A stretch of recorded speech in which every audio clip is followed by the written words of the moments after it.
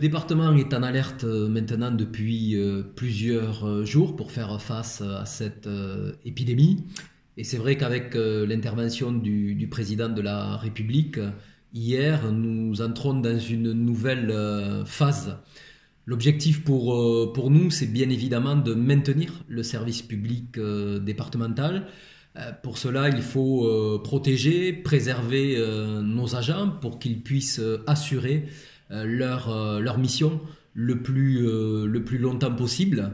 Et je tiens d'ailleurs à saluer leur sens du devoir, tout comme saluer tous les personnels aujourd'hui soignants qui sont déjà fortement sollicités et qui vont l'être encore plus dans les semaines qui viennent.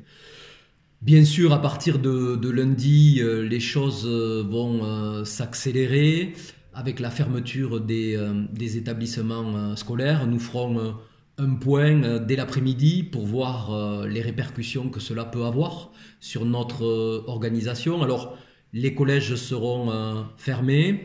J'ai donné d'ailleurs comme consigne aux restaurants scolaires dans les collèges de faire le recensement des denrées périssables pour les donner aux associations caritatives dans les communes où il y a des collèges.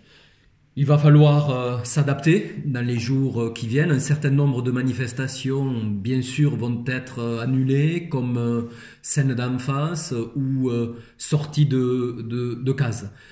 Je vous incite à suivre sur le site du département et sur la page Facebook ces évolutions pour vous tenir informé. Nous allons mettre également en ligne un formulaire où vous pourrez poser toutes vos questions et nous y répondrons au plus vite pour vous donner les renseignements correspondant à la situation et aux adaptations que l'on sera amené à faire. En tout cas, sachez que le conseil départemental, l'ensemble de ses élus et l'ensemble de ses agents sont mobilisés dans cette période plus que jamais pour faire face à cette épidémie et maintenir le plus longtemps possible, coûte que coûte, le service public.